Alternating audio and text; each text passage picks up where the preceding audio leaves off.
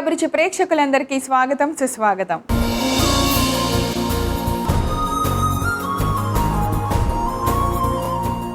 వచ్చిన పనిని అందరూ చేస్తారు. మనకి రాని పనిని కూడా మనం తెలుసుకొని సక్సెస్ఫుల్గా పూర్తి చేస్తేనే మనకంటూ ఒక రేంజ్ సెట్ అవుతుంది.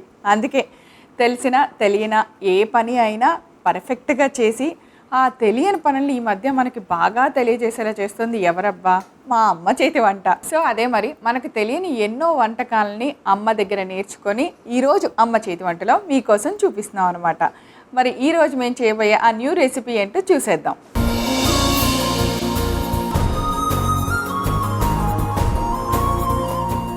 ఈరోజు అమ్మ చేతి వంటలో మీ అందరికీ ఒక సరికొత్త రుచిని చూపించడానికి వచ్చేస్తున్నారు మా ఎక్స్పర్ట్ వనమాల గారు.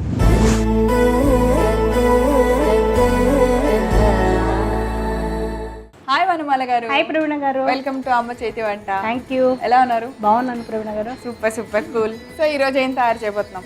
Mix millet with roti. Okay.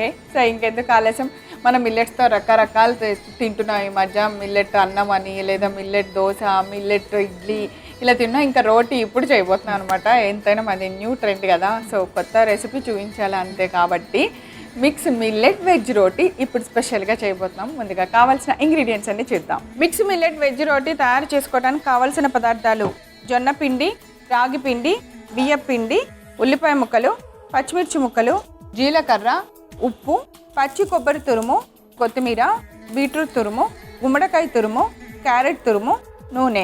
అన్ని ఇంగ్రీడియంట్స్ రెడీగా ఉన్నాయి. చాకు, చాపింగ్ బోర్డ్ కూడా రెడీగా పెట్టేశారు. అవును.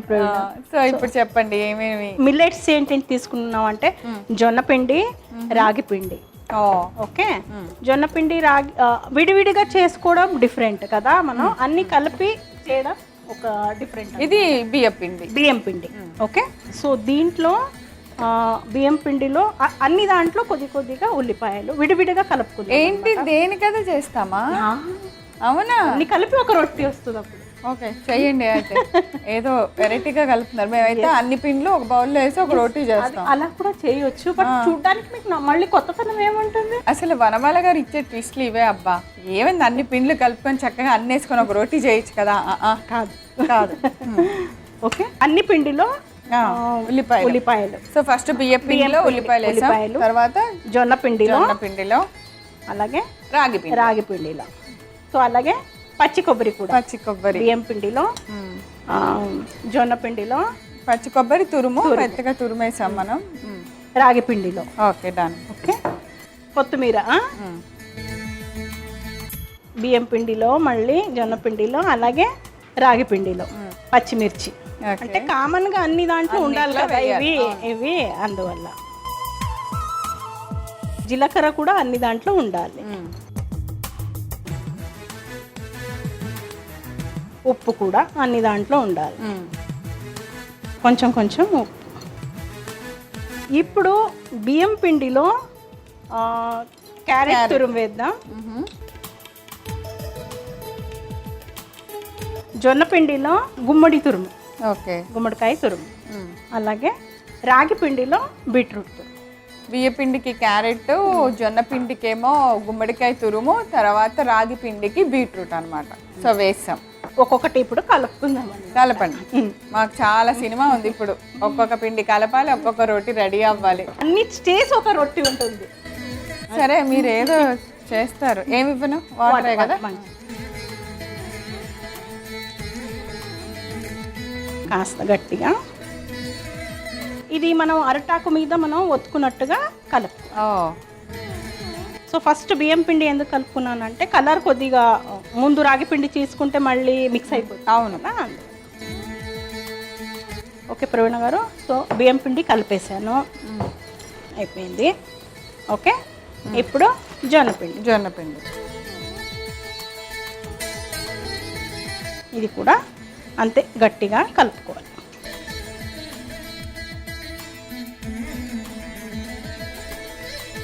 అసలు ఇలా విడివిడిగా చేయాలి, ఇలా చేయాలి అనేది ఈ మధ్య చేస్తున్నాం ప్రవీణ. ఇలాగే అంటే కలర్గా అంటే ట్విన్ రొటీస్ అని వచ్చిందనమాట. బియ్యం పిండి అలాగే రాగి పిండి, బ్లాక్ అండ్ వైట్ రెండే ఉంటాయి. సో నేను ఇదొకటి తయారు చేస్తాను. ఎక్కడో ఒకటి చూస్తారు అనమాట వనమాల గారు, దాన్ని పట్టుకొని ఇంకోటి క్రియేట్ చేస్తారు. అదే క్రియేటివిటీ. జొన్న పిండితో కూడా అయిపోయింది. ఇప్పుడు రాగి పిండి. కొంచెం వేడి నీళ్ళతో కలుపుకున్నా బాగానే ఉంటుంది. ఇప్పుడు రాగి పిండి కూడా అయిపోయింది. ఇప్పుడు ఏంటంటే ఒక అరటాకు తీసుకుందాం. కొంచెం నాకు నూనె వేయరా, అలాగే మనం పెన కూడా పెట్టేయచ్చు. పెట్టేయచ్చా? సిమ్లోనే పెడుతున్నాను. స్లోగా వేడెక్కుతూ ఉంటుంది. అరిటాకులు లేకపోతే అల్యూమినియం ఫాయిల్ మీద, లేకపోతే ఇప్పుడు మనకి సిలికాన్ షీట్స్ వచ్చాయి అన్నమాట. అంటే దీని మీద మనం రొట్టిలాగా చేసేసుకొని వేడి మీద వేయవచ్చు. అలా కూడా చేసుకోవచ్చు. ఇప్పుడు ఏంటంటే కొంచెం కొంచెం ఓకే ఓకే అలా అదొక ముద్ద ఇదొక ముద్ద అన్ని కలిపి ఒక రొట్టి అన్నమాట.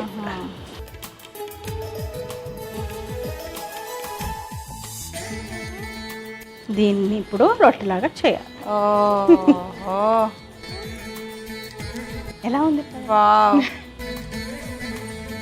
ఎవడ్రా ఈడు ఇంత టాలెంటెడ్ ఉన్నాడు.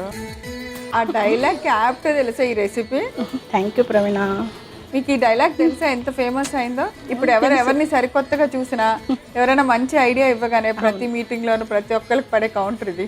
అవును. సో మీరు ఇవాళ ఆ డైలాగ్ ని అమ్మ చేతిలో ఫస్ట్ మీరు కొట్టేశారు. ఇప్పుడు మనకి నచ్చినట్టుగా, అంటే కాస్త పలుచగా లేకపోతే కాస్త మందంగా అలా చేసుకోవచ్చు.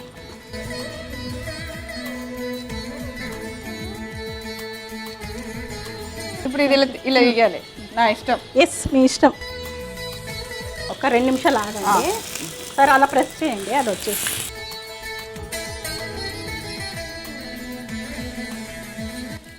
మంచిగా కాలనివ్వండి.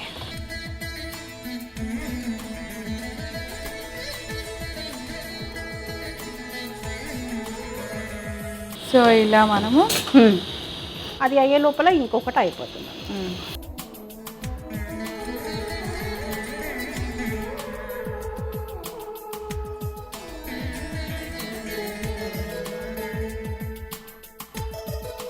ఇంకొకటి వేద్దాము.